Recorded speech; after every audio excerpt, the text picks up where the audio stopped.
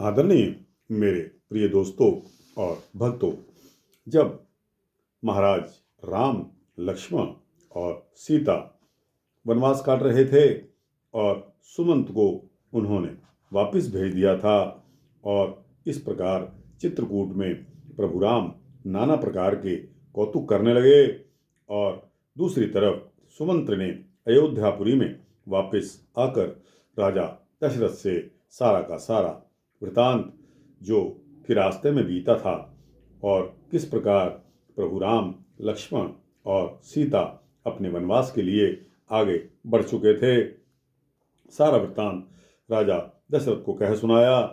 उसे सुनते ही राजा को इस तरह का आभास हुआ और उन्होंने हा राघव कहते हुए अपने प्राण त्याग दिए। दोस्तों, अब राजा दशरथ की मृत्यु हो चुकी थी। गुरु वशिष्ठ ने मृत राजा के शरीर को तेल के टांके में रखवा दिया और युद्धाजीत के नगर से दोनों पुत्र यानी के भरत जी और शत्रुघ्न जी को दूतों को भेजकर वापस बुलवा लिया। दोनों ही भाई शीघ्र ही अपनी अयोध्यापुरी में वापस आ गए। दोस्तों, जब उनको सारी बात का पता लगा तो वह अपनी माता कैकेयी को धिक्कारने लगे और भरत ने पिता के शरीर को सरयू नदी की बालू में अग्नि संस्कार कर दिया।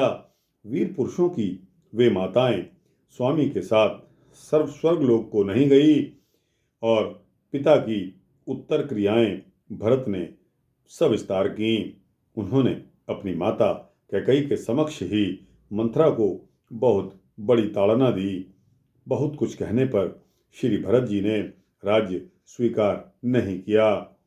दोस्तों, राजा बनाने के चक्कर में कैकेयी ने भरत जी को राज दिलवाने के लिए, लोग कहते हैं कि ऐसा किया था, परंतु होनी जो होती है वो होकर रहती है। जब देवताओं का मैसेज, देवताओं का संदेश प्रभु राम को मिला कि आप इस तरह राज स्वीकार नहीं करोगे, आपका कार्य सर्वप्रथम दुष्टों, राक्षसों और खासकर रावण को मारने का है। पहले आप इस कार्य को करेंगे, उसके बाद ही आप अपने राज्य को संभालेंगे, राज्य को स्वीकार करेंगे। तो दोस्तों, यह कहना तो अनुचित होगा कि माता कैकेयी ने लालच के चलते भरत को राजगद्दी पर बैठाने का यह सारा षड्यंत्र किया था। दोस्तों, यह देवताओं की इच्छा थी, क्योंकि जब प्रभु आ रहे हैं तो प्रभु से हमने क्या काम लेना है, देवताओं ने क्या काम लेना है। इस पृथ्वी पर राक्षसों और पापियों को यमलोक पहुंचाकर पृथ्वी का भार हल्का करना उनका एकमात्र मोटो था। तो दोस्तों, यह सूक्ष्म वृत्तांत यहाँ समाप्त होता है। आपको कैसा लगा? अच्छा लगा हो तो इसको लाइक और शेयर करते हुए अपने दोस्तों, भक्तों, मित्रों, जिज्ञासुओं के पास भेजना। इस चैनल को सब्सक्राइब कर देंगे तो आपको इसी तरह के सूक्ष्म भक्ति वृत्तांत मिलते रहेंगे।